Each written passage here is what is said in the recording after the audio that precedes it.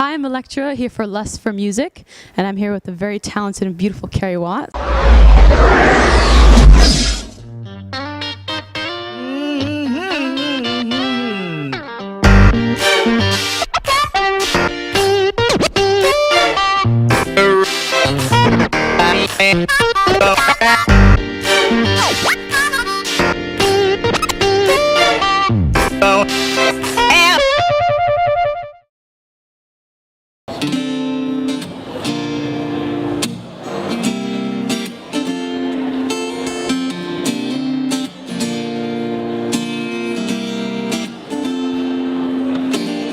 Thank you so much for being here today.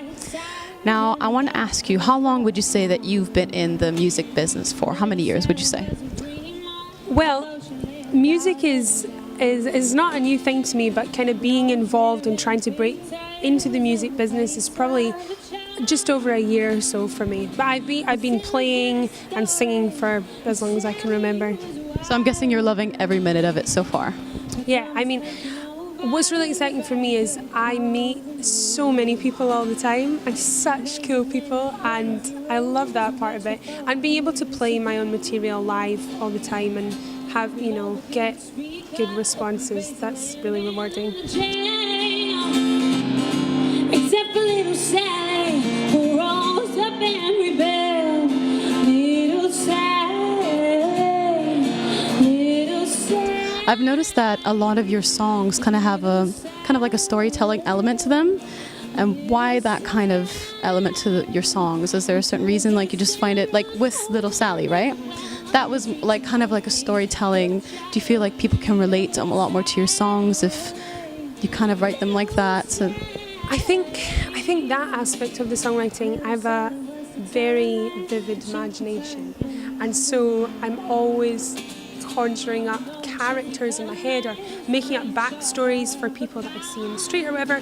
Little Sally is actually based on a character from a play, so a lot of the time I'm inspired by books or plays, or people that I meet, or stories that my friends tell me, and I just really like that kind of narrative aspect of it. And I think storytelling is something that's got a little bit lost within songwriting. And Mumford and Sons, like I love Marcus Mumford's writing, and he's really good at that narrative side of things, and that I was inspired by him, definitely. And also Billy Joel is a huge influence of mine, and he does a lot of that kind of stuff too. They said you couldn't change their mind. Oh, she said I'll try 100 times. Oh, if only you would read between the lines. I've gone down different paths. I did a bit of acting, I did kind of musical theatre, but this just really feels the most natural thing to me. And I think what I find really rewarding about doing my own songwriting and playing is the creative process, which you don't get when you're playing other people's material, or when I was doing theatre and things like that. And yeah, I mean, it's every little girl who's a singer, it's their dream to be. I wanted to be Britney, so yeah. And then as obviously I got older and I started writing, and the instruments kind of became more of a thing. Little Sally. I want to ask you a little about the States. Mm-hmm. You toured in the States recently. Yeah. That must have been amazing. Los Angeles, right? Mm-hmm. What was the music scene there like? Did you prefer it? Was it completely different to what it's like here? I think with social media and everything and the internet over the last 10 years or whatever, everything's kind of merged, and the Americans definitely want to know what's going on in the UK scene. And same here, we love all the American artists, so I think it's kind of mixed together at the moment. I wouldn't say there's a huge difference in the scene there. There's obviously a lot of folk in the UK, and that's really big over there as well. But I would say that it's definitely kind of quite retro, like the whole Sunset Strip, where all the old clubs are, and I was fortunate enough to perform in a couple of them. They're very kind of not stuck in the 80s in a really, really cool way, but I feel like it hasn't really changed much, and there's still a lot of kind of punk rock bands around LA, and yeah, it was really exciting.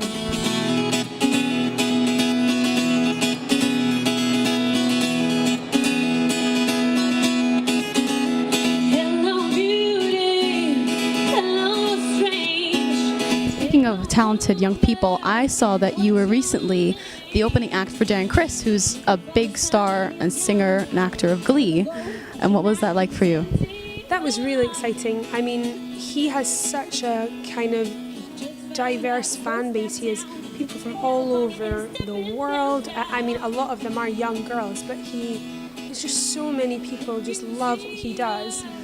And so I opened for him in Paris, and there was people had come from all over Europe. I spoke to a lot of the fans after. Some people had come from the States because they couldn't make it to his US tour. Some people had come from England. And it was just really exciting because they were so passionate about him and anything that he was involved in. So they were really kind to me. And it was buzzing. The place was packed, and it was really, really fun.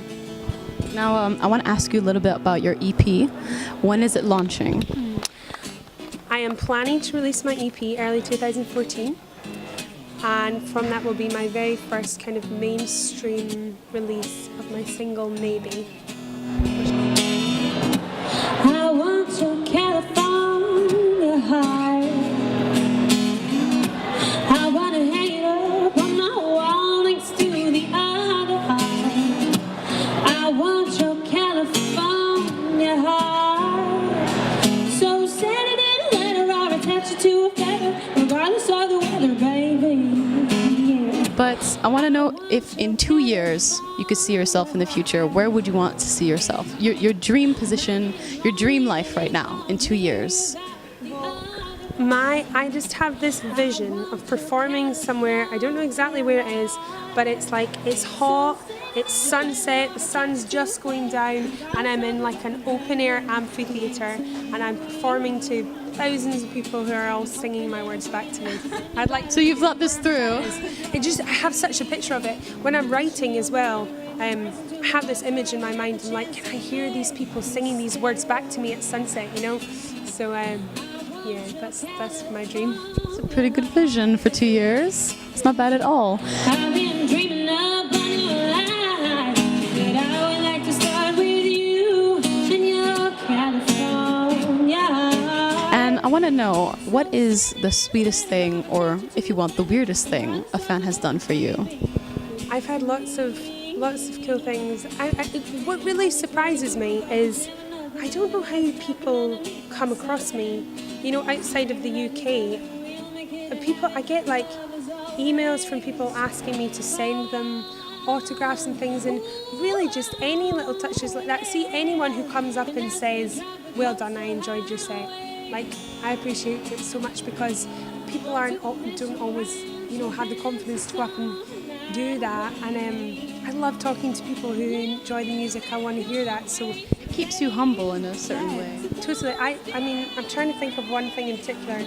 I don't know, but just anyone who has any, you know, wants to come and say hi, I really appreciate. Yeah, definitely. Well, you're doing amazingly so far, and I'm sure the only way is up for you. So thank you so much for being here, and we really enjoyed you today. Hey, thank you, Electra. Thanks for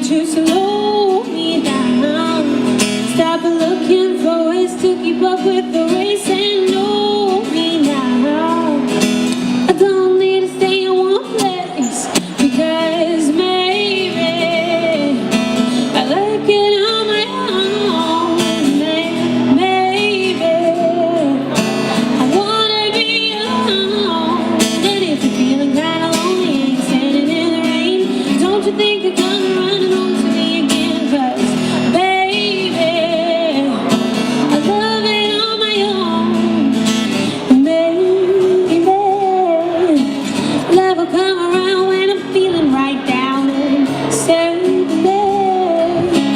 Pick me off the ground, take me back to my town, but lately I'm feeling so up, I don't need to be found.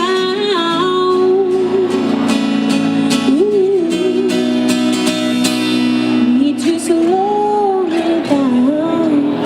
Stop looking for us to keep up with the race and know me now.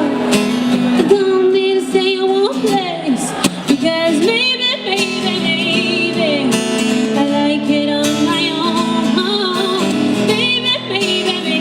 Baby, I wanna be alone. And if you're feeling kinda lonely, standing in the rain, don't you think you're coming running home to me again? 'Cause baby, I love it on my own. Maybe, maybe, maybe, maybe, maybe, maybe, maybe.